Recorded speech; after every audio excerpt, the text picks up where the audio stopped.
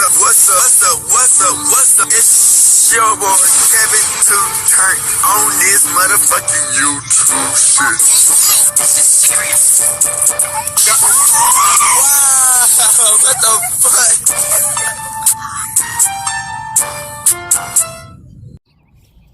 What's up? What's up? What's up? It's your boy. Can't just only do shit. Hey man, say man, we are lit, eh? Lit 13, man. Turn. Today, 2 motherfucking day, straight hooding outside, big crib. Yes, sir. Big crib out here, man. Hey man, say man, hope y'all been enjoying these videos, man. Your boy been gone for a little minute, man. It's been raining. I can't do nothing when it's raining, bruh. You know what I'm saying? I can't be outside while it's raining. I'm gonna be drenched in rain, nigga. You know what I'm saying? So, hope y'all enjoy these videos, man. I'm gonna try to post when I can, man. You feel what I'm saying? You did crib. We ain't gonna stop, man. You know what I'm saying? The grind gonna always keep going, man. Palestine, we fine with you. Congo, we fine with you. Russia, whoop Ukraine ass. Texas, fix the damn borders up, you pussies. Alright, man. So we finna talk some real deal spill, man. Get ready for these videos, man. You know, time is always moving. You dig? I'm always trying to keep y'all in everything that's going on in the loop. Stay connected. Stay on the videos. You know what I'm saying? Appreciate for all the love and support y'all been giving me in these videos. Y'all been doing y'all motherfucking thug thizzle in this bitch, man. I appreciate y'all for commenting, liking, subscribing, all the BS. You know what I'm saying? On every platform, y'all go crazy, man. So I appreciate y'all niggas and continue to support your boy in this bitch. So come to the Black Hebrew Israelite, man. Come to as a Jew, a Black Hebrew Israelite, man. Make sure y'all like and subscribe, and let's get into this bitch. All right, boom. Today, 2 motherfucking days, straight hitting outside Creop. Yes, sir. Gang. Outside crib. So we been talking this shit that's been going on, gang. Now, you know, this is a rapper, man. Y'all know who it is, man. Man, he was blowing up back in the day. You know what I'm saying? Honeykomb. You feel me? I used to hear his music. We used to go viral back in the day. That's how I knew him now. You know what I'm saying? He was always going viral back in the day. And, you know, he just disappeared. And, you know, like when the rappers, you know, they used to go viral. They used to go make the hits. And they just disappeared. So you just like, damn, what happened to them? Just, hey, they gone. You know what I'm saying? But Honeykomb came back. You know what I'm saying? Honeykomb brazy, man.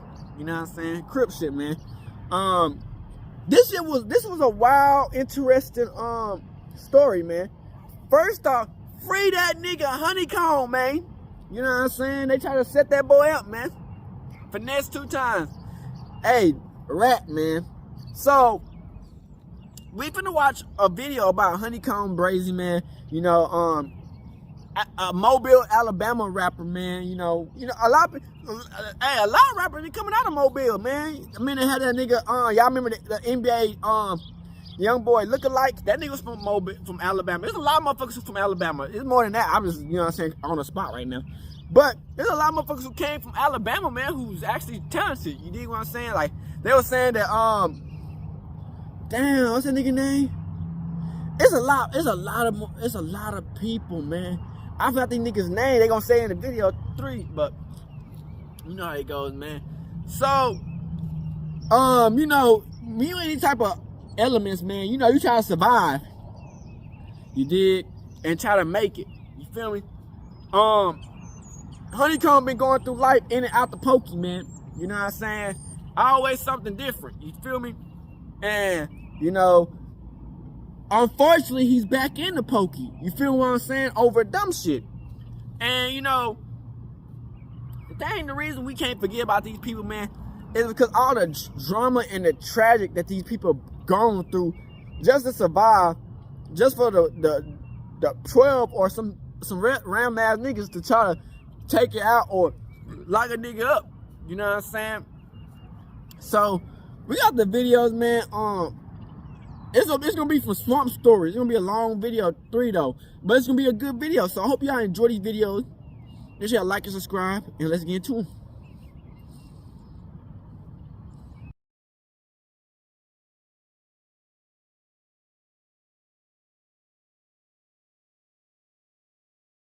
Yes, sir, gang. We're gonna watch it. We're gonna watch some. Man, so you pretty much immune to getting in like that shit didn't really phase you. You didn't check about it. Honeykomb, free that nigga Honeykomb. You in big trouble. Boy, your is in big trouble. You know you in big trouble. You so I can't come to the city, you know you're in big trouble on big dog. Yeah. You know, I'm gonna keep my spirit for real. Don't play with me on really like that. Don't play with me on really like that. Welcome back to another episode of Swamp Stories. For this one, we dive into one of the craziest ones I've ever covered. I know I say it before every video, but this one is actually beyond comprehension. From family betrayal, friends crossing friends, rap beef, and so much more. We follow the entire life story of easily hip-hop's biggest goon. And I promise you, everything in this video will absolutely blow your mind. This one is brazy, but before we get into it, let me run the intro.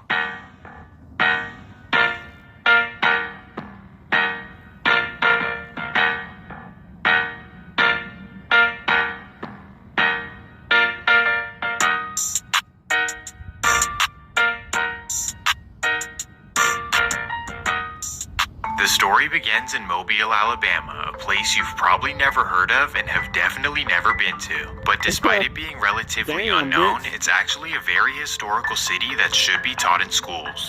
And for that reason, we start off with some much needed and very important history. For those who are unfamiliar, the Atlantic slave trade was made illegal in 1808 by the United States government. This meant that slaves could no longer be imported to the country, a very monumental moment in history. But despite this great progress, many slave owners in Alabama decided to completely disregard the law. So for 52 years, illegal slave ships were still arriving to the port of Mobile. Thankfully though, in 1860, the United States government finally decided to crack down. They successfully captured the very last slave ship to ever approach U.S. soil. And after seizing it, they took the 110 captives and dropped them off in North Mobile. They were essentially given a plot of land called Africatown, and they were told to figure it out. This is what makes it so unique and interesting. Over the next 100 years, they basically created their own community and even spoke their own language at home. And with very little outside interaction, they built their own homes, schools, restaurants, and many businesses. Yes, it was a very poor community, but the important part is that they owned and built everything they had. And if you know anything about economics, you know that ownership is the only way to a successful community. I say that to say that the potential was there, but sadly it wouldn't be there for long.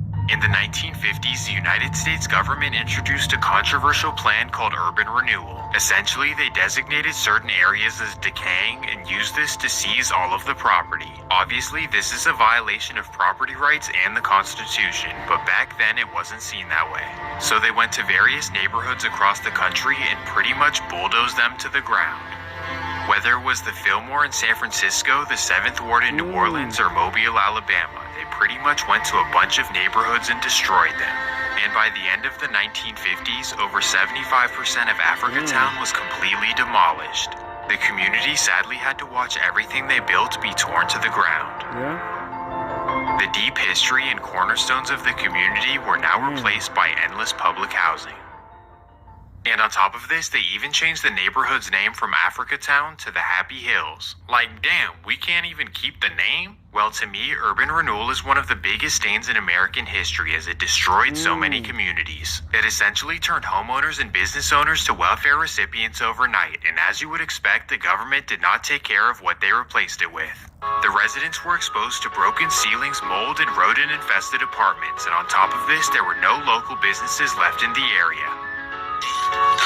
So as you would expect, this led to some bad consequences, and Happy Hills became an extremely rough and dangerous area. Unlike LA, where the hoods have two-story homes, manicured lawns, and palm trees, this right here is the real trenches. And in this environment, there's no squabbling enemies or catching DPs. It's straight cutthroat at all times. The smallest disagreements can go straight to lethal consequences, and there's no such thing as a fair fight. It's truly a sad circumstance, but it's been the way of life in Happy Hills for quite some time. Trust me when I say that this environment is no joke, and that takes us to the early 1990s. During this period, Happy Hills had a local kingpin by the name of Honeykomb Jones. Honeykomb was known throughout Alabama as a serious hustler in the streets of Mobile, but this would not be an easy journey for him as he was in and out of jail throughout the 90s. And with all these years in jail, he was leaving behind his bloodline, specifically a son born in 1994. This would be his son named Nashawn Jones, who's commonly known as Little Honeykomb. As you would expect, Little Honeykomb had a rough childhood coming up, with both parents in and out of prison and hopping from house to house. On top of this, he was raised in real poverty and always had to fend for himself. To many of us at home, this is beyond comprehension, but to Little Honeykomb, this was basically normal. This is because his friends, classmates, and families in the neighborhood were pretty much going through the same things. This is just the sad reality of growing up in Happy Hills. Well, now we focus entirely on the life of Nashawn Little Honeykomb Jones. Growing up, Nashawn had two best friends from the neighborhood who he rolled with every day. These would be Ladarius Moore, also known as Stank, and Dedrick Thomas, also known as Day. According to people close to them, Honeykomb was always the leader of the group and was also the wildest too. He wasn't necessarily mean or aggressive, but he loved to test people's limits. And because of this, he was constantly getting in trouble at school, and he was also arrested at a very young age. Specifically, at 10 years old, he decided to break in rooms to go and ride around with go-karts with his friends. He knocked over a bunch of items, and police came to arrest him within 15 minutes. But due to his age, all police could do was take him home to his parents to be disciplined. But here's the problem. Nashawn's father had recently been sentenced to 20 years in prison, and his mother was in jail as well. So police had to take him to his aunt on his dad's side, which wasn't exactly the best environment. In fact, it may have been the worst possible place for him, so let me break it down. When Big Honeykomb went to prison, money in the family pretty much dried up. I mean, it wasn't like they were balling beforehand, but now it was really, really bad. So in order to put food on the table, Big Honeykomb decided to keep running his organization from behind bars. And in order for this to work, he elected certain family members to run everything for him on the streets. One of these family members would be his nephew, who he put in charge of keeping track of the money. This nephew is his sister's son, which is the family who adopted Nashawn when he went off to prison. So as you would imagine, keeping the money in the family and close to his son was the best option overall. But still though, trusting a poor teenager from the projects with thousands of dollars is always a risky move. Like, hey, I know I'm your nephew, but I gotta eat too. So it was only a matter of time before things went wrong. After just a few months, Big Honeykomb started to believe that his nephew was pocketing the money. He was pissed, feeling betrayed, and he wanted to do something about it. In his mind, even though it's his nephew, disloyalty is always unforgivable. So believe it or not, he allegedly calls up one of his goons in Mobile and tells him to put in work. Now, who is this goon, you might be wondering? Well, this would be none other than his 13-year-old son, Nashawn Little Honeykomb Jones. You know, Pop said run it, so you gotta do it. Just do it. It's done. It really does. So a 13-year-old Honeykomb decides to hop off the porch for his pops, and here's how it goes. He's hanging with his friends in Happy Hills, and he somehow gets his hands on a Blake. He then starts walking to his aunt's house in Plateau looking for his cousin. Because he's a leader, all his friends tag along with him with no idea what he's about to do. He then finds his cousin outside with his squad, and he decides to walk right up to him. His cousin thinks he's about to dap him up, and he has no idea what's about to go down. And in front of everyone, Honeykomb whips out and makes a wild decision.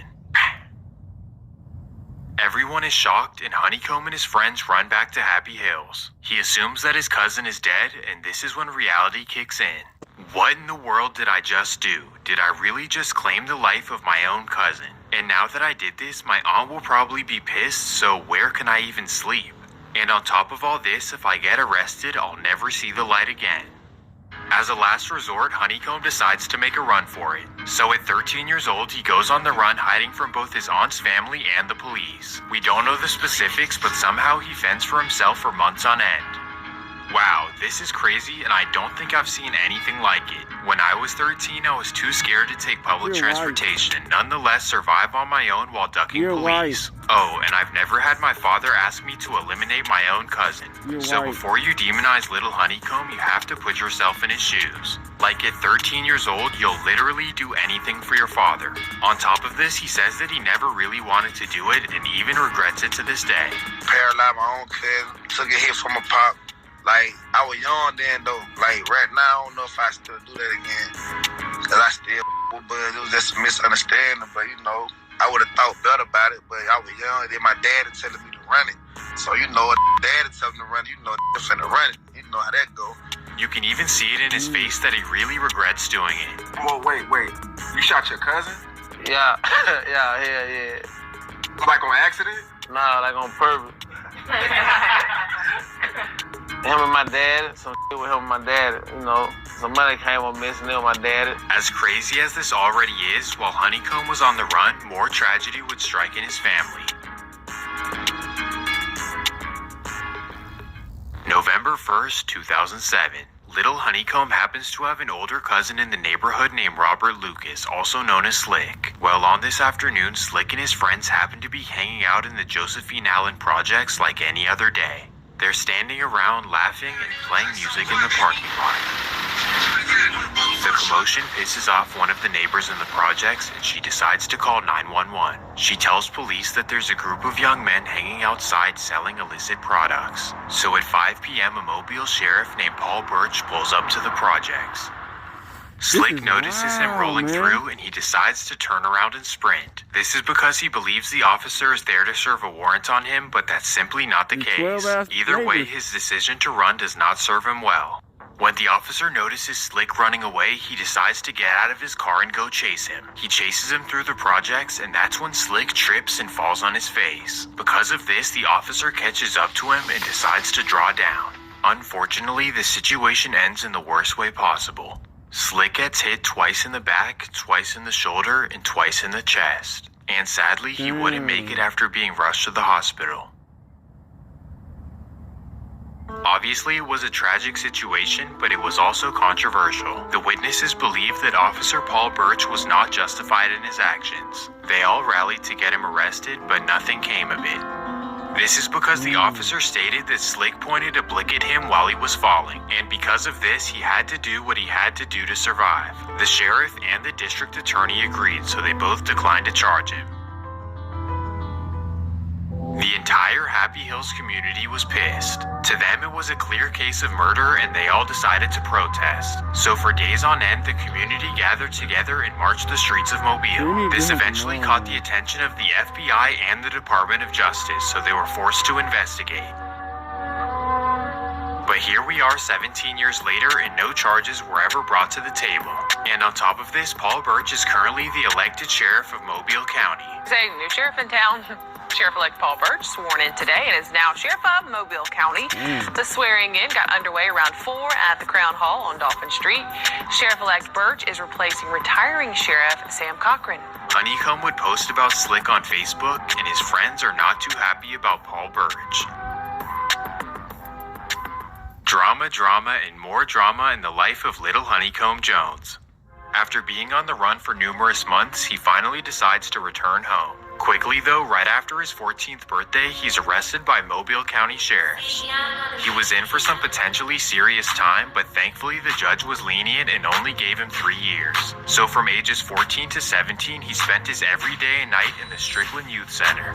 Although it may sound miserable, for many youth offenders it's actually a very positive experience. Firstly, their living experience in the youth center may be better than it ever was growing up. But more importantly, as Charleston White explains it, it can provide structure and discipline that they've never had before. But if you put the in any kind of institution, any kind of structured environment, structured program, they would flourish. They flourish in structured environment. But unfortunately, after they're done with their sentence, they're often thrown right back to the environment that got them there. And this often entails running with the same friends that they used to run with. For little Honeykomb, he was thrown right back into chaos. With both parents locked up and an aunt who hates him for paralyzing her son, you can only imagine. So after being released at 17, he moved in with his grandparents in the heart of Happy Hills. And as you would expect, he went right back to hanging with his day one friends in the hood. As kids, Honeykomb was always the bad one in the group, but now that they were grown, they were all on the same timing. With young Honeykomb, Det, and Stank walking the streets, you never knew what could go down. And sometimes bad situations could occur at any time and for any reason. That takes us to December 12th. With young Honeykomb, Det, and Stank walking the streets, you never knew what could go down. And sometimes bad situations could occur at any time and for any reason. That takes us to December 12th, 2011.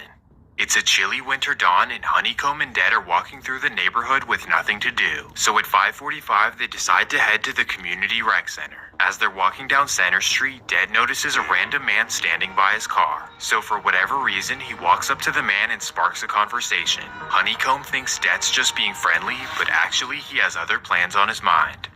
So Honeykomb stands back as Det and the man are having a conversation by his car. Then in the middle of the conversation, Det whips out a blicky and says, "Run me your pockets." The man is hesitant and is slowly fumbling around, and that's when Det runs out of patience.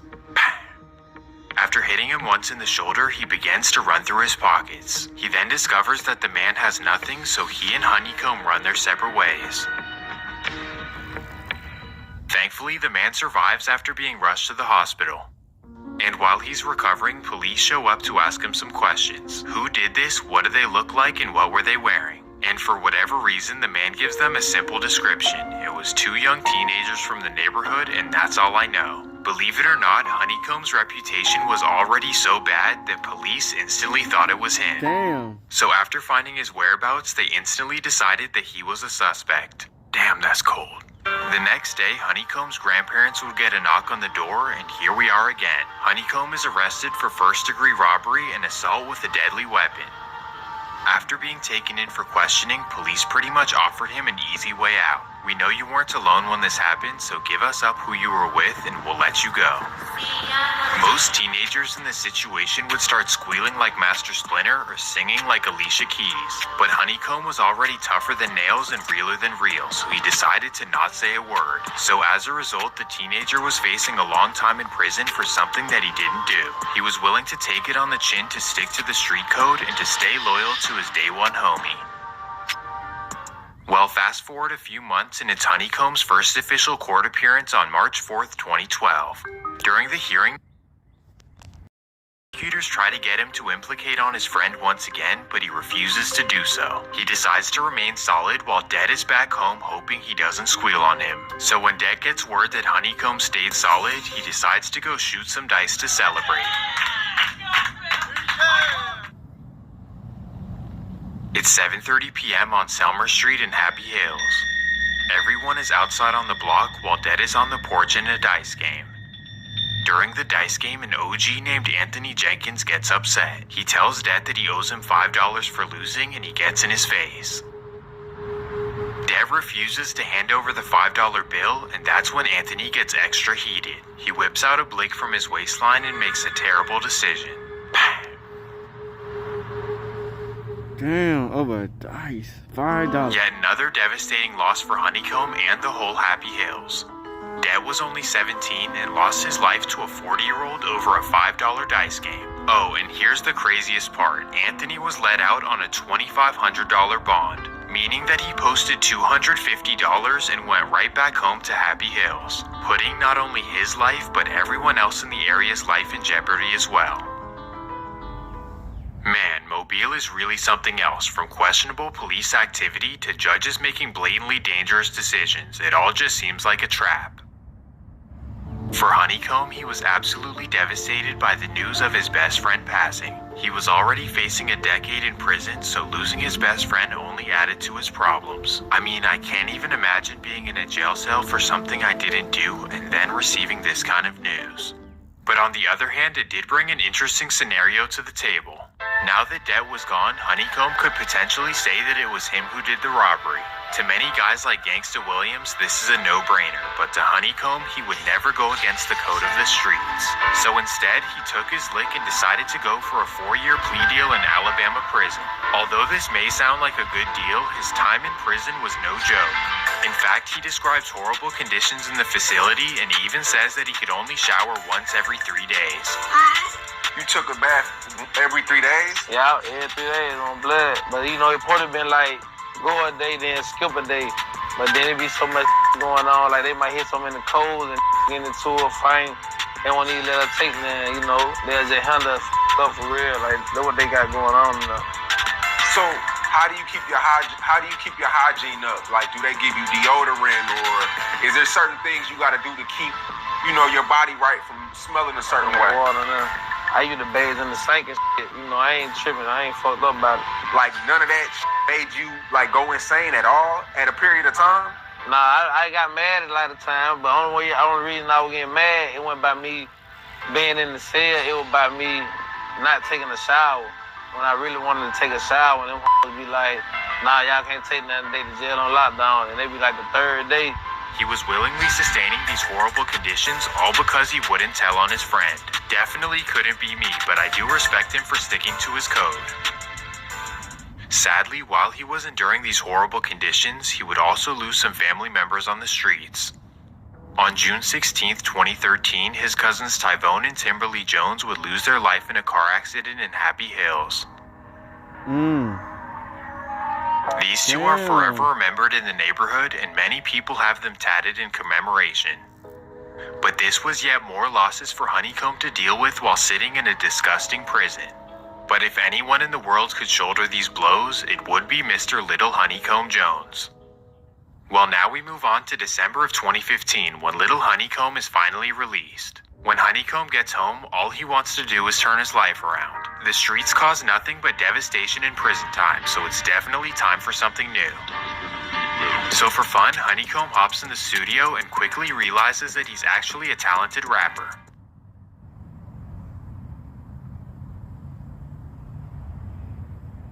He probably had the band. He figures that this may possibly be his ticket out of the hood. On top of this, while he was in prison, some of his childhood friends were seeing success away from the streets. Firstly, his friend and Happy Hills native Jaquaski Tartt was drafted by the 49ers. In the 2015 draft, the San Francisco 49ers select Jaquaski Tartt, defensive back, Sanford. Jaquaski was giving hope to everyone he grew up with and was also giving back to the community. Me growing up in this city, I experienced a lot growing up, and I just know what a lot of kids, I can relate to what a lot of kids been going through, and I just hope they get out. But believe it or not, Jaquaski was not the only success story at the time. Another childhood friend of Honeykomb was becoming a successful rapper in California. This would be Happy Hills / Sacramento Zone OMB Peasy. But Peasy wasn't the only rapper, as his childhood friends Rollo Rodriguez and No Cap were seeing success as well. Not to mention that Dett's little brother Trey Baby was doing local comedy shows. The point is that the small city of Mobile was seeing a shining light, and Honeykomb knew that if they could do it, he could too. So he started dedicating himself to rapping, and it took off right away. Under the rap name Honeykomb Brazy, he was cultivating some underground buzz. Could this be the way that he finally turns his life around? Well, I don't know what you expected, but now we head to February 1st, 2016. It's a late Sunday afternoon, and Honeykomb heads to the Woodlands Apartments in the nearby suburb of Whistler. He's heading to a woman's apartment who happens to be the girlfriend of his best friend Stank. However, on this afternoon, Stank is at work, and Honeykomb doesn't tell him that he's pulling up. Obviously, this is suspicious, but Honeykomb claims that he's only going over there to collect some money and possibly spark up. But here's how it actually goes. At 7 o'clock, she lets him into the apartment, and they're doing whatever for over an hour. They think nothing of it, but then at 8 o'clock, they get a loud knock on the door. As it turns out, Stank gets home earlier than expected and sees Honeykomb's car in the driveway. At first, he's just confused why Honeykomb is there, but then after no one responds to the door, he begins getting suspicious. So he bangs harder on the door and still nobody opens up. So now he's pissed and he uses all his force to kick the door down. Boom! He storms in the living room, and right there is Honeykomb and his girlfriend. An argument starts as Stank aggressively questions his friend as to why he's at his girlfriend's apartment. Honeykomb responds by saying that he's only there to collect money and nothing shady is going on. Stank doesn't buy it, the two start tussling, and that's when Honeykomb whips out.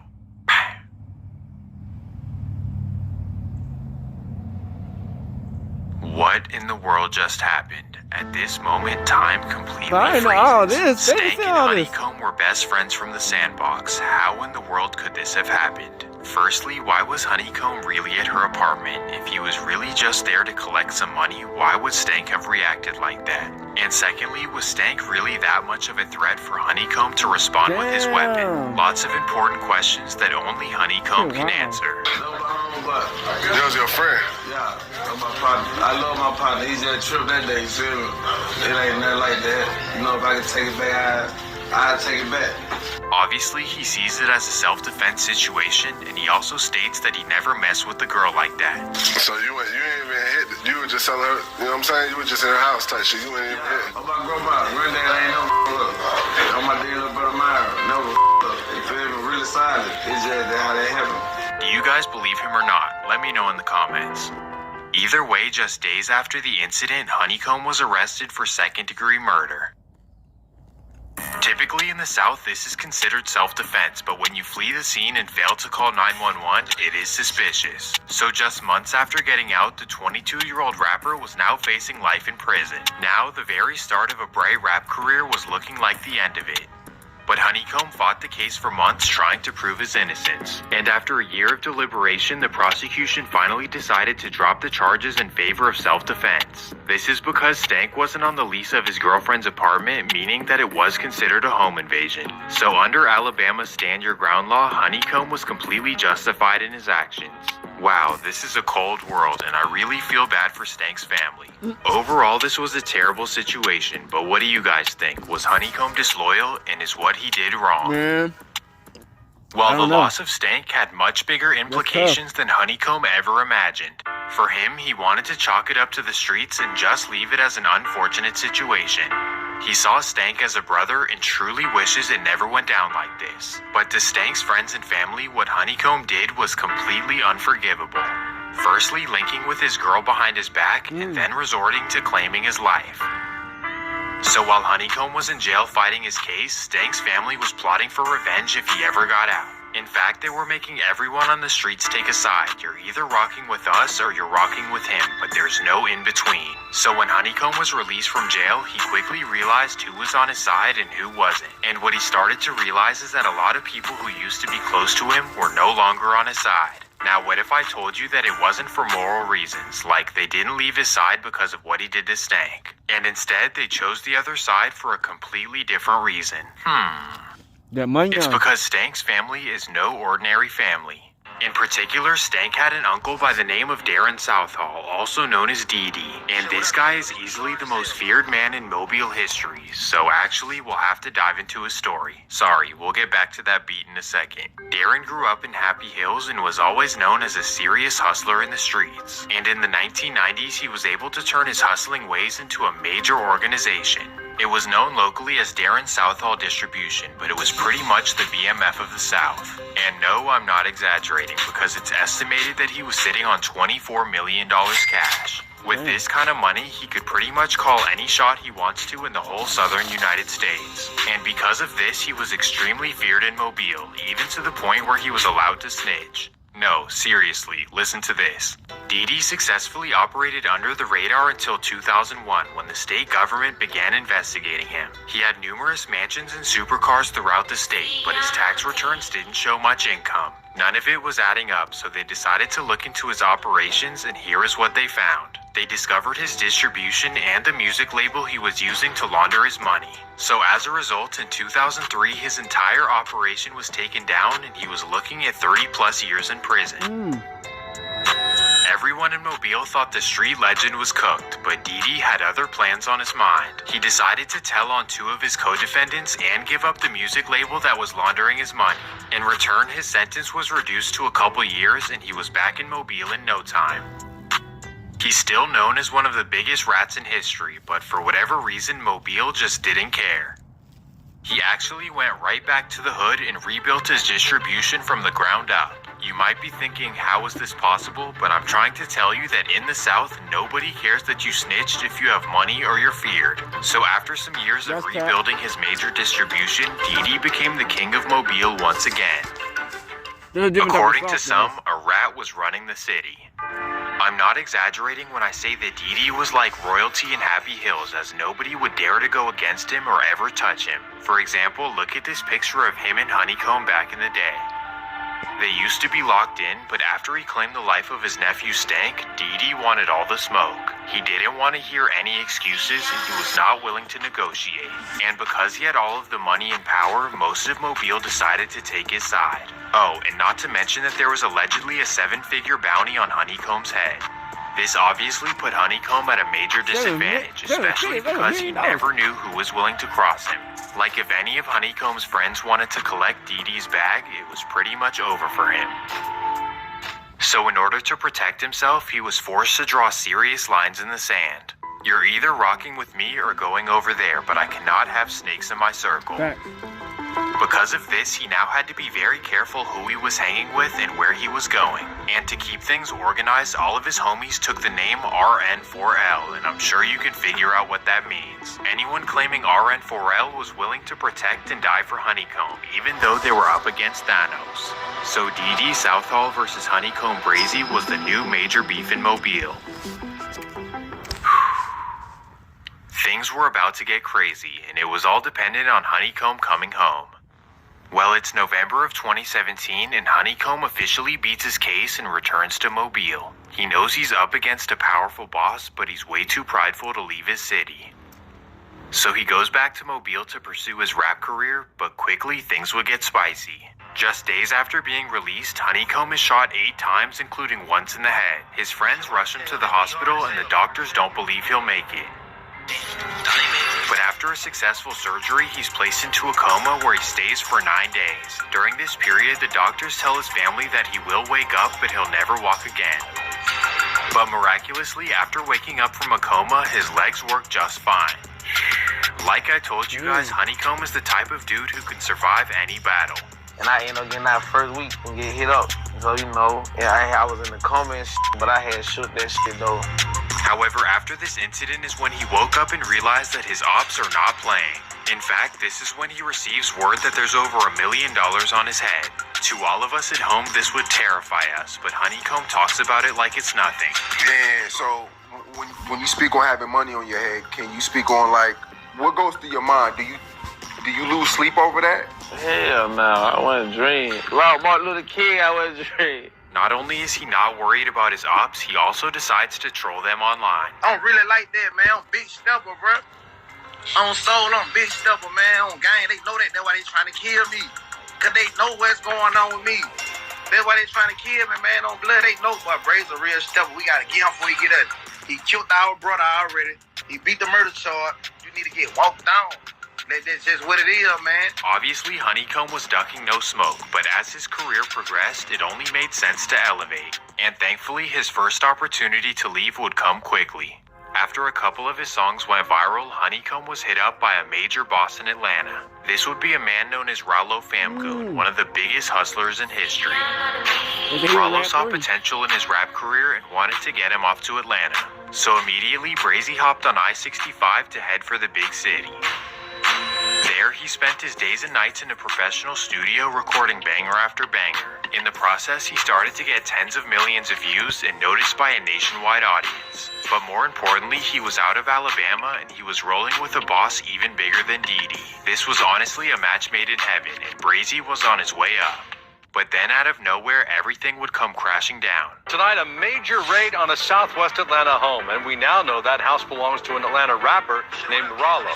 Rallo's team tells me he's being targeted and is sitting in jail wrongfully accused. But a federal criminal complaint lays out how investigators allegedly connected Rallo to the operation. Before we dig any deeper into this, let's tell you who 23-year-old Terrell Davis, aka Rollo, is, if you're not familiar with Atlanta's hip-hop scene. The artist has a huge social media presence and following, with more than 200,000 monthly listeners on Spotify and song collaborations with T.I., 2 Chainz, Future, Gucci Mane, and so many others. And now, criminal complaint alleges the rapper who's called this apartment complex in Atlanta home, a complex just raided yesterday, is the leader of a gang referred to as Famerica, a name Rollo regularly uses to refer to his music team. But according to the complaint, the investigation dates back to December, when investigators stopped 3 vans leaving Fulton County Airport. Inside one, they allegedly found 520 pounds of worth about $1 million on the street. Rollo wasn't inside the van, but 3 people arrested were allegedly connected to him, according to investigators. Now I know what you're thinking. Is this how Honeykomb went out? No, thankfully he was not included in the investigation or the indictment. However, Rollo's takedown was still bad news for Honeykomb. Now that hanging in Atlanta was too hot, he needed to go somewhere else. Sadly, he would go right back to the Honeykomb, no pun intended. Right back to the city where his ops want to hurt him and police hate him too. So as you would expect, his return to Mobile would not go so well. Sadly, right after returning to Mobile, he caught a serious gun charge, a good old felon in possession of a weapon, which in the feds holds an average of a 3-year sentence. However, this was a state case and the judge decided to give him 15 years in prison. Yes, you heard that correctly, 15 years in prison for Honeykomb Brazy. Right as his career was progressing, it was looking like it was pretty much over. For whatever reason, the Alabama judge wanted to completely wash him away. So sadly, Honeykomb was off to prison for a long, long time. I cannot imagine how down and depressed he was after receiving the news. Oh, and it even gets worse. Honeykomb was placed in a prison cell with his own father. Crazy. Y'all shared the same cell? Yeah, we slept in the same cell. Magic count at West Jail. How does that work? Like, did y'all make it like that, or did No, they just put me in the cell with them. So when I got out of lockup, they put me right in the cell with my daddy. So I went in there with them, you know, we banging. Yo, this is insane. So I can only imagine the conversations y'all just having in there, just talking.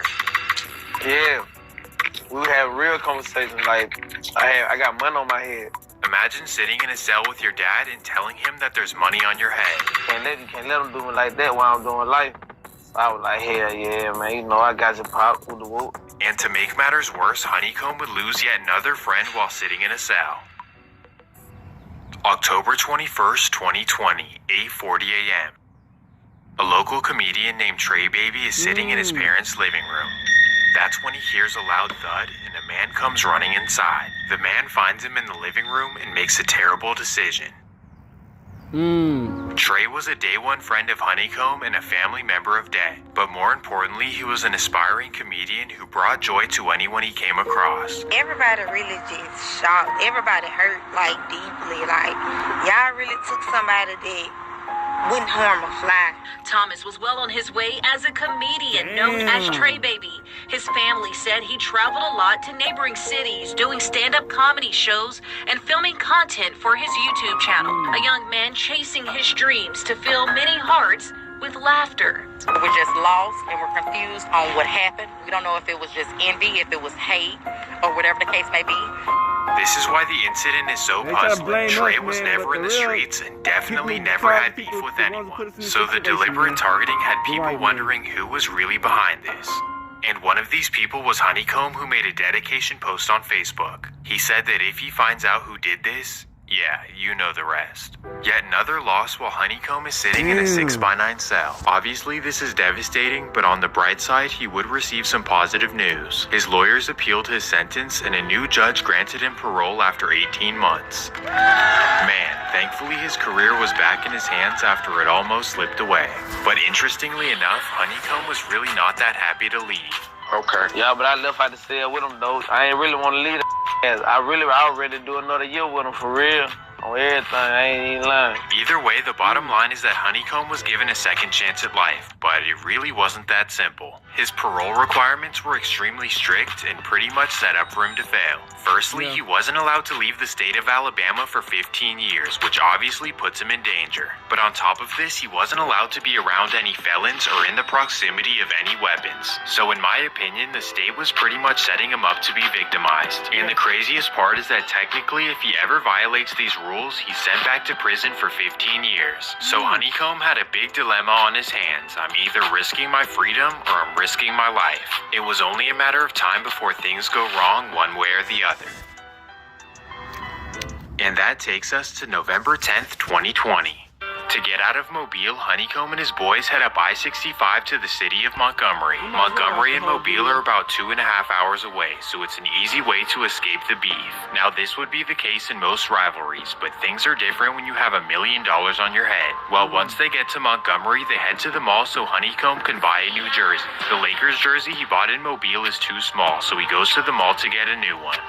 And once he gets the jersey, they all head to the barber shop to get fresh.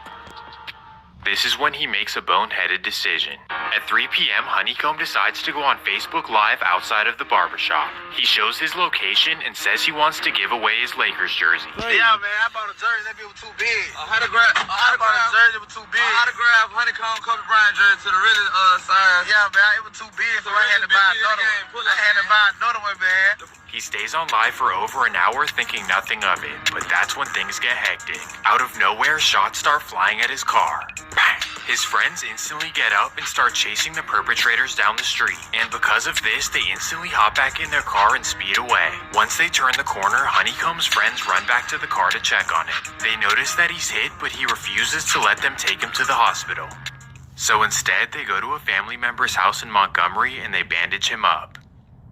Thankfully, he makes it just fine, but it does bring us back to an important question. Had his friends taken him back to the hospital, he could have been arrested for being around weapons. I'm assuming that this is what he was thinking, but his next actions are kind of puzzling. Directly after all of this unfolded, he decided to go right back onto Facebook Live and explain everything that happened. As if his parole officer or the police can't watch this. Oh, and not to mention that the guys who just did this can see where he is. None of y'all get hit. Oh, they not the back one that? That what you wore? Damn, nigga, put yourself in a situation that didn't need to. What are you doing? Ah, man. Yeah, we supposed to be dead. We supposed to be dead, huh? Like, they don't respect that. Yeah. Got my dog. Well, y'all know what's up, man. Hey, how you doing? We still handsome. How you doing? We still handsome, man. Even the people that are watching are trying to tell him that being on live is the dumbest thing to do. Y'all talking about me on live. I can do what I want to do. This my live. Y'all ain't got to be on this whole watching me. We ain't running. Stepping. There ain't no running going on. Obviously, going on live was the dumbest thing for Honeykomb to do, and it would bite him in the butt eventually. But to make matters worse, right after getting off live, he would make a Facebook post taunting the guys who did this. In the post, he even alludes to the idea that they were paid to do this. Man, I know I said that AR Ab was the dumbest criminal, but Honeykomb is making me rethink that. Yet another close call for Honeykomb, but thankfully after this, more good things would happen to his career. The crazy incident went viral online and Sean Cotton got wind of it, so he invited him for an interview on Say Cheese and Honeykomb would tell his entire life story. He shocked the world with his crazy stories and even went into detail about the shooting in Montgomery. His story was so intriguing that thousands of people decided to listen to his music. So as a result, his numbers went through the roof and he was contacted by a major label. This would be Houston's Rap-A-Lot Records, who were interested in signing him for millions of dollars. So they flew him to Houston, and Honeykomb loved what he saw. And just like that, Honeykomb Brazy would be the next star on Rap-A-Lot Records. Things were on the up and up, and his career was about to take off to the next level. But in his roller coaster of a life, tragedy would of course strike. On December 1st, 2020, his friend Tykia Daniels would be targeted while pumping gas in Fairfield, Alabama. Whether or not this is connected to Honeykomb's beef, it shows that living in this state is absolutely crazy. Alabama is truly a wicked state, and Honeykomb really needed to leave. So this is when prosecutors say he made the bold decision to move to Houston. This way he was able to record with his label and of course be away from his beef. But as you remember, this is a serious violation of his parole and can send him right back to prison. Either way, Honeykomb decided to be judged by 12 rather than carried by 6. So in the meantime, he remained low-key and recorded his bangers. But even though he and his homies left Alabama, the beef was not done for DD. He knew that he couldn't reach Honeykomb under the protection of Jay Prince, but he still wanted revenge for his nephew Stank. So instead, he decided to orchestrate one of the worst catastrophes in Mobile history. Oh yeah, this is where things get really heavy. February 17th, 2021. Oh my It's goodness. a regular Wednesday evening in Happy Hills, and Honeykomb's grandparents are in their living room watching TV. That's when they hear a loud thump on the door. So his grandmother goes to the back of the house while the grandfather walks up to the door. Boom. That's when 3 men kick the door down and run inside. They then make a horrible decision. The men flee the scene, but that's only the beginning of it. Somehow the home explodes and catches on fire. The tragic incident puzzled investigators as they couldn't figure out what caused the fire. However, the ADA believes that the perpetrators exploded an oxygen tank, which led to an explosion. Due to its nature, it was obviously a high-profile case, but then it got even more complicated. They discovered that it was Honeykomb Brazy's grandparents, which went viral across the country. We have learned that the two are the grandparents of a local well-known rapper. WKRG News 5's Nicolette Schleisman is live in the Happy Hills neighborhood tonight to tell us the very latest information. No word from police about what happened or why the fire started or how it started. And also, Mobile police are confirming that they are investigating this as a homicide. Now, we've also learned that, again, they were the grandparents of local rapper Honeykomb Brazy. He posted to Instagram a tribute to the two, saying he hates they got caught up in his business. The family says the two were the head of their family and took care of everyone. And witnesses tell us that they heard a boom and what sounded like shots around the time of the fire. This all happened around 6:30 last night on Dr. Thomas Avenue. They took everything. My mom and my dad head. That was the head and the tail, the roots. They took everything from us. Everything. We will never be the same. It's wrong. They ain't deserve it. And now the family is begging anyone with any sort of information to contact Mobile police. Reporting live in North Mobile, Nicolette Schleisman, WKRG News 5. Out of everything, this would be the worst loss that Honeykomb ever had to endure. His grandparents didn't deserve this in a million years, and those who did this are completely ruthless. But as much as this hurt him, he wouldn't dare retaliate in the same manner. Honeykomb Brazy has posted to Instagram about their deaths, posting today in part, quote, "It's expletive how they did my people, but I'll never do nothing to no old people or kids to get back. It just ain't me." But the craziest part is that Honeykomb had intuition that this could possibly happen. In fact, he begged his grandparents over and over to move out of Mobile, but they didn't want to do so. Well, this horrible incident would not be solved for over a year, and in the meantime, Honeykomb's rivals were not done. On June 3rd, 2021, his mother's house was targeted in the middle of the night. Thankfully, though, she wasn't there when this occurred. A crime alert tonight. Terrifying moments for people on Clark Street in Mobile as they wake up to gunfire in the middle of the night. NBC 15's Andrea Ramey obtained the surveillance footage there that captured the sound of those shots. Andrea, you've learned this shooting may be connected to Mobile rapper Honeykomb Brazy. In this surveillance footage NBC 15 News obtained, you hear 5 shots fired on Clark Street at 2 in the morning. They came back. They keep shooting up your home. I don't even live here because I had to leave because of that. But them fresh buildings. Tanisha Jones believes her home was the target. She wasn't home when the shots were fired, but had been at the home yesterday. Believes people saw her there. They shot it up again. I can tell. I came here yesterday. And those weren't there yesterday. Not this glass, none of that. A family 3 doors down woke when 2 bullets came into their home overnight. They declined to talk on camera. Jones says this isn't the first time her home's been shot. And how many times do you think your home has been shot at? For sure, I know it's 3, but now I know it's 4 times. Why did they keep targeting you? I don't.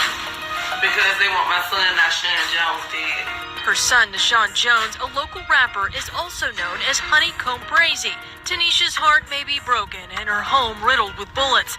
She's living now only on the hope the shooting stop before she loses another loved one. I'm kind of like shaky. I'm kind of like nervous. I'm kind of like upset. And I lost everything. At this point, I don't even know what to say. I've literally never seen anything like this. Like, out of all my videos, I don't think any of them compare to the severity of this one. And sadly, right after this, Honeykomb would go through yet another obstacle. After discovering numerous of his Facebook lives, he was taken in for violating parole. Brazy back in jail. Brazy's criminal history in Mobile dates all the way back to 2010. You may remember in February, his grandparents, Leila and Tony Lewis, were found dead after a house fire. Brazy admitted his lifestyle played a role in that. Prosecutors say Jones posted video of the incident on social media. During Jones' probation hearing, the DA's office also showed 15 videos of Jones with drugs or guns. The defense argued those were stage props for music videos. Jones, who was on probation for being a felon in possession of a gun, had served 18 months of a 15-year sentence. A judge revoked his probation and sent him back to prison to serve the rest of his 15-year sentence. The 26-year-old has been booked into Metro 12 times since 2010, when he was just 15 years old. This dude just can't catch a break. He's up against a multi-million-dollar rat and a system who hates him. So as a result, Rap-A-Lot Records lost their biggest investment in his prime. So with Honeykomb locked up for the foreseeable future, what's next in this story?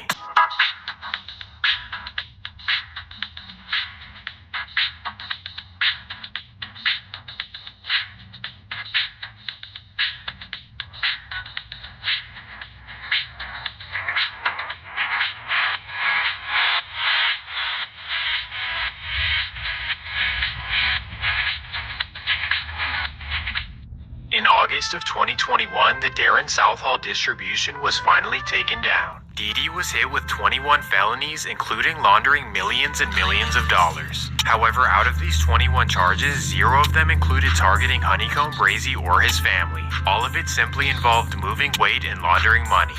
Regardless though, he was still facing 40 years, which we know he didn't want to do any of them. So you might be thinking, oh, he snitched again, but this time it wasn't an option. He was the FBI's #1 target and they weren't going for any plea deals. So as you would expect, Dee came up with a plan B. Somehow he was able to pay the guards to let him escape the jail. What? Breaking now at 5, a reputed drug kingpin accused of escaping from the Clark County Jail scheduled to plead guilty today, but he backed out. A trial on that federal escape charge will now be set for Darren Southall. So on top of the 40 years, he was now facing more for a federal escape. Well, over the next month, Dee and the feds agreed to a 35-year sentence.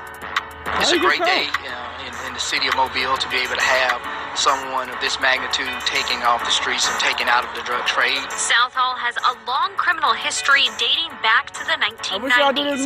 Federal prosecutors labeled him a ringleader in a multi-state, multi-million-dollar drug organization since at least 2016.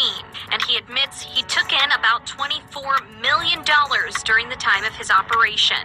According to court documents, Southall did some of his business in Mobile, Mississippi, and Texas. So Dee was finally gone for life, and believe it or not, from here, it would only get worse for him. On the day of his sentencing, he was arrested for the loss of Honeykomb's grandparents. Prosecutors say that he paid 3 people to orchestrate the hit. Now, one of the men that's charged now with this murder is Darren Southall, who was sentenced today to 35 years in prison after admitting to running a large-scale drug operation along the Gulf Coast.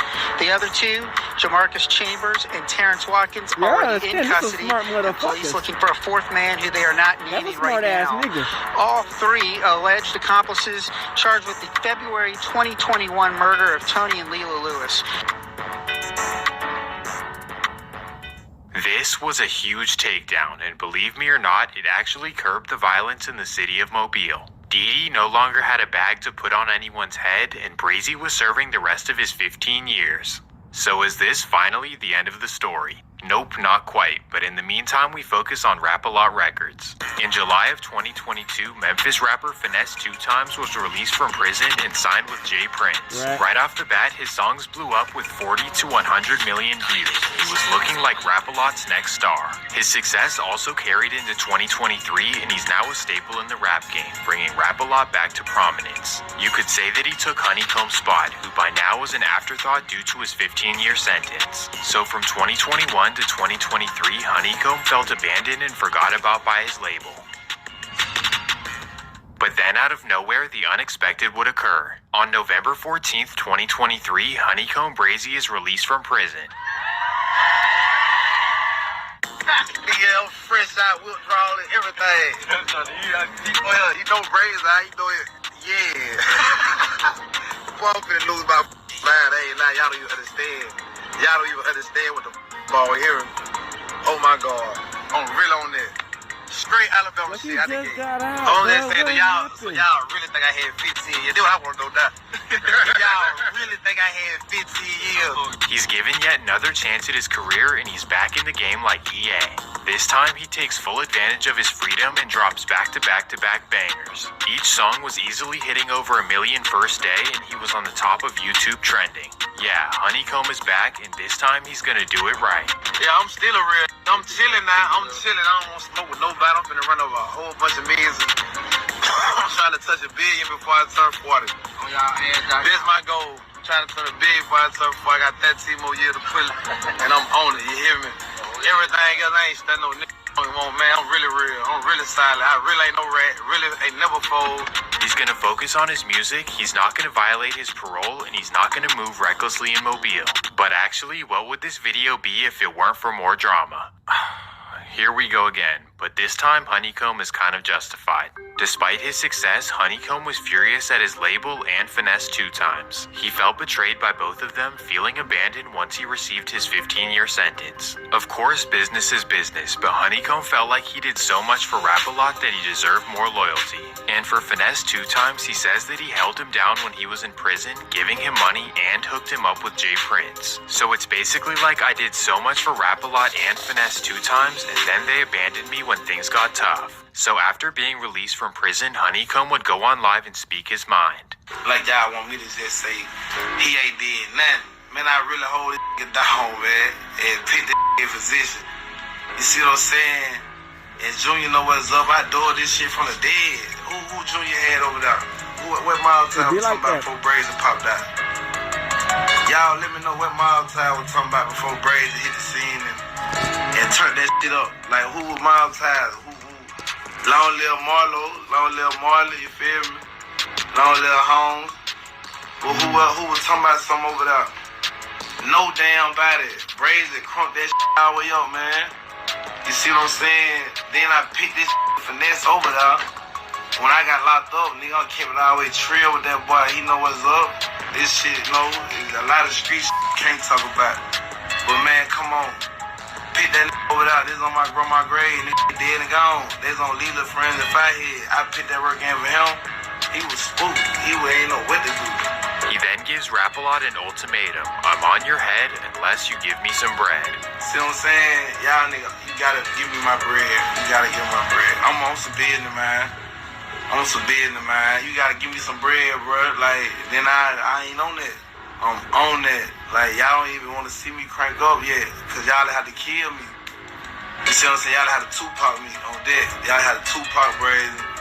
You know what I'm saying? That would be going on. You had to Tupac me, man. I ain't lying. I ain't even lying.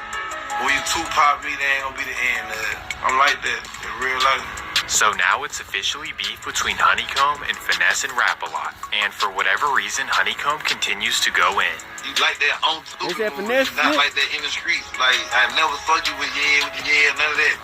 None of that. You ain't nothing, boy. Get out of there, man. Y'all for real. Y'all know I attack. I'm head sharp. I'm head Brazy, man. I'm big. I'm head Brazy on everything. All I know is attack. Playing with no period. There ain't no sneak this and ain't now coming direct. Let you know I'm talking about your. You know what I'm saying? I'm on your ass. I'm on Big Nader. I love this real. Y'all tripping. Y'all man, I'm a one-man army, baby. I'm pulling up by myself when I catch you boy like that. Like, yeah, we can tear down, up, draw them with all them real pressure. I ain't mad at this. I just be drinking, bro. Bro, I really be having fun with this on my mama. Like, dude, the character to me. So he know what type of he was, bro, a real rapper. Like, dude, a real actor, you know, he a real rapper. Like, he ain't dead, he a real rapper. So I don't even take him serious no more. I swear my mama, I don't, bro, real actor, I swear.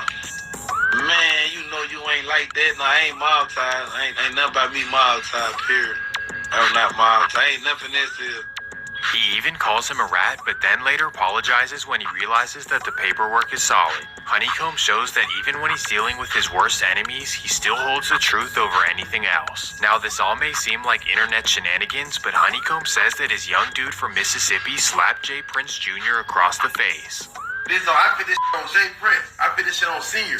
My little nigga from Mississippi smacked up Junior. If you know anything about the Prince family, you know that going against them is never a smart move. Never. They have endless pockets and they're extremely tactical. But as we know, Honeykomb isn't scared to go against anyone. Well, now we focus back on Honeykomb, his life and his career. Remember that Brazy can't be around felons, weapons, and can't leave the state of Alabama, or else he'll be sent back to prison for 15 years. Now, he may be a certified crash out, but this time he learned his lesson.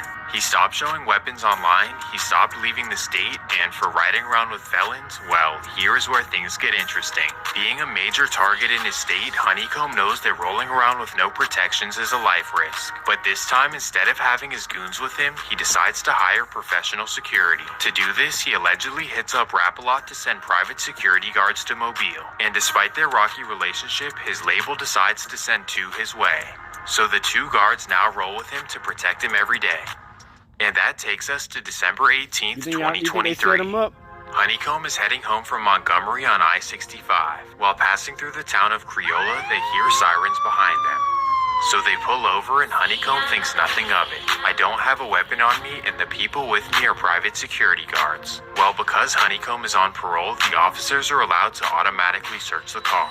So everyone is removed from the vehicle and the officers go to searching. After just a few seconds, they discover 2 firearms under the seats. Still though, Honeykomb thinks nothing of it as private security guards are allowed to have weapons. But here's the problem. The guys that Rap-A-Lot sent him are not actual security guards. In fact, one of them is a convicted felon and the other is banned from owning weapons. Man, what? They set him so up. Because of this, Honeykomb and the 2 fake security guards are all arrested for federal gun charges. Not only did Honeykomb unknowingly violate his parole, but he's also facing new felony charges. So here we are again with Honeykomb looking at a long time in prison. But this also begs an important question. Did Rap-A-Lot Records set him up? If they did, then that's some cold business, but personally, I don't think so. This is because financially they're incentivized for him to be free. Like, when he makes more music, they make more money. But on the other hand, after his arrest, something disrespectful and very suspicious would happen. Finesse 2 times would come out of the woodworks and celebrate Honeykomb's arrest. Hey, bro got a bun. Hey, your bro got a bun, man. What's bro bun, bro? Hey, if he ain't got no bun, bro, hey, I'm gonna send my lawyer your way, bro. I want you to touch back down, bro, so we can have some fun. Hey, look, don't start calling my phone that. Long as I was quiet, trying to be humble about and trying to be mature about. Nah, they kept trolling. Nah, they kept, you know what I'm saying? So yeah, I'm on it. That's what it is. Like, no, don't recognize real, then I'm back on some bullshit.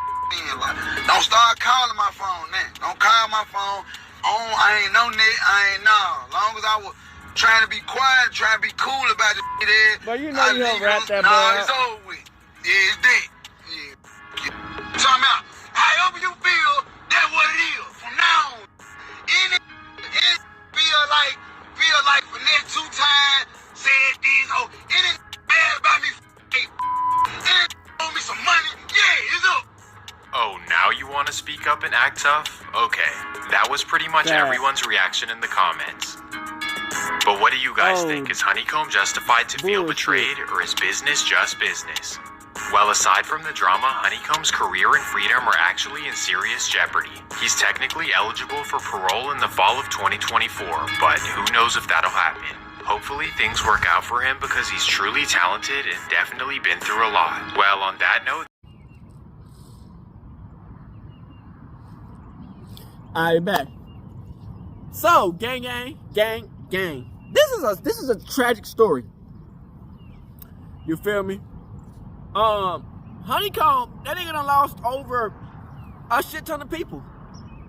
I give him at least about 15 to 10 people he done lost in the time of him growing up. You know, when you in the streets in the hood, man, on that hustle, man, you can lose friends just like that, gang. You feel what I'm saying? This life not promised to nobody. You feel what I'm saying?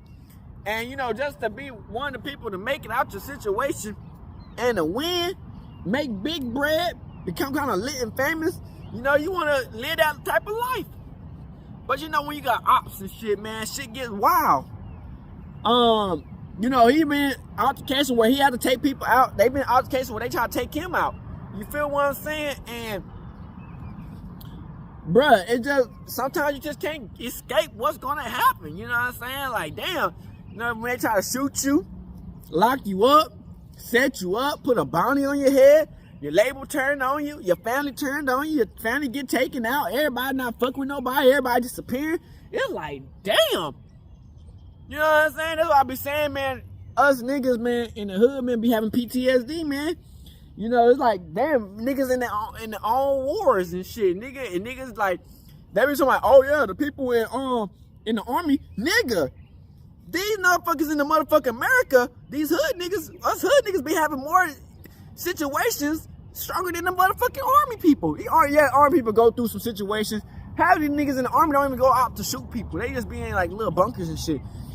These motherfuckers are actually just on some crazy ass and just going through it. You dig what I'm saying? And it's like, you know, sometimes, man, a story's not gonna even get to be heard or told by the people who going through, because, you feel me? Niggas get set up, bruh. You know, like I said, man, finesse 2 times could not be trusted. And it's crazy how Honeykomb just got out of prison early, and he vouched for what we always saying. We always saying that finesse 2 times is a rat. That nigga came through that bitch and turned up on that nigga and everything. How he snaked the nigga, took the thing, then never paid the nigga back. He helped the nigga out, and the nigga didn't even help him out. Bruh, it just goes to show you, man, a lot of this shit is more connected than we think that it's connected. You know what I'm saying? Like, a lot of people know each other. You know what I'm saying? A lot of this drama be happening because motherfuckers be snitching, or niggas put niggas in situations where situations happen. You know, you a young nigga in this motherfucking rap game, man, or in life, man, you know, you go through all that situation like that, nigga. You know, you wanna sometimes be in a spot where you can just chill, make bread, and succeed. But it's not like that. You know what I'm saying? His mama was in jail, his dad was in prison. You know, a lot of people was killed while he was in prison. He took some people out. You know, sometimes, man, you just be in a tough situation, man. And it's like, man, we get put in these situations, man, where we gotta fight for ourselves. They done tear down the whole communities. They done broke the whole community down, rebuilt it, tore it down, rebuilt it again, made it worse. We in a situation where we can't get no jobs, we can't make no bread. The only way to make bread is selling drugs or doing what it do. You know what I'm saying? So it's just like, you know, niggas be put in a situation where niggas gotta fend for themselves. And they be like, man, America, these white people be like, damn, why are these niggas like that? Nigga, y'all put us in the worst conditions to survive, nigga. You gotta understand how smart these niggas is. If a nigga can be oppressed, have the white man try to take everything nigga got, and a nigga still succeed and be a boss and run a whole fucking drug trade, nigga, for the nigga who's trying to take that nigga out DD or wherever they, bro, you gotta be smart as fuck. You know how smart you gotta be, nigga? Like, these niggas are some, like, geniuses, nigga, like, geniuses. And it's like, you know, America, the white people, they gonna try to downplay the shit. Oh yeah, he was just a drug dealer and he did this and that. These niggas are geniuses, nigga, cause these white people be doing the same damn thing, but they be getting away with it cause it's legal for them. You know what I'm saying? So it's like, you know, we get put in these situations where, you know, we gotta defend for ourselves and shit. And damn, it's tough that Honeykomb was his dad was in jail and he had to go do some shit while his dad was in jail, and he eventually meet his dad and shit in prison and shit. Bruh, it's sad how this nigga went right back. He right back in the pokey because on some gun issues, man. You can't trust niggas around. You don't trust the niggas you cursing out. We can go to war. What are we doing? Honeykomb. We don't trust the niggas. If you want to say, I'm going to war with your ass, and these motherfuckers bring you some security, man, hell no, bro. It's just like, no, I guess he got set up for that situation. Cause both of them niggas wasn't supposed to have guns around them, and they're supposed to be security guards. Hell no. The niggas must have took the charge, whoever the security guard was, they must have said, okay, if we get locked up, y'all gotta take care of us.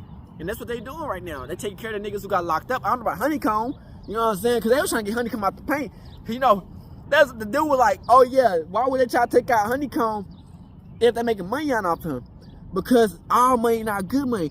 Yeah, Honeykomb gonna be making money on for y'all niggas, but it's a high chance that y'all might all get caught in a RICO and y'all lose everything. So they was like, man, well, if before we get caught in a RICO, nigga, we get you out the paint. Nigga, we make the money on we already making. Fuck it. You know what I'm saying? So it's just like, niggas, they get put in a tough position, man, where they pick the business over you. You know what I'm saying? And, you know, like I said, man, sometimes it be like that, man. Niggas ain't worth shit until they dead, man.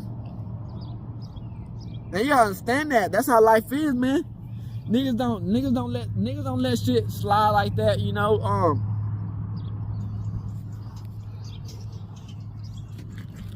Nigga, man. The nigga, man, this shit crazy, man, because, you know, Honeykomb, man, it's like every time he get out, he is trying to start his life over. But it's hard to do that when you ain't got no bread, first off. Man, took all your bread for court and lawyer fees. The label you're supposed to be with, they not supporting your ass no more. You ain't got no job, really. So you gotta support your own self, then toss money on and make these music videos. Then niggas just trying to speed rush and get to making bread real easy. Then nigga got ops and shit with the finesse 2 times. And it's like, bruh, finesse 2 times at that time was still kind of, you know, he's still kind of lit. You know, his mama, Honeykomb mama, you know, she don't even fuck with like Honeykomb like that no more because off the shootings and all the parents dying. So when you ain't got no family, you ain't got no home really, because like you always on the move and niggas done got killed and shit. You got to start all back over with making new friends, and I mean the people you got, you know, they ain't finna really, you know what I'm saying? Niggas you got probably ain't finna put that work in because, you know, they ain't out the ones you grew up with. And so it's like, you know, it's kind of hard, you feel me? So this nigga out in the open, these niggas trying to protect himself. You know, that nigga already got the $1 million bond, whatever, on his head.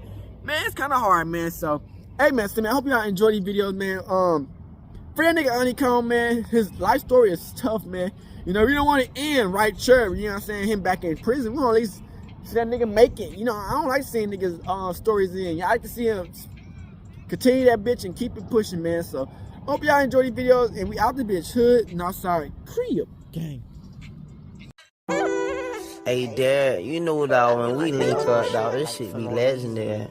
Even though this is instrumental, you the engineer on it, so Kodak everywhere.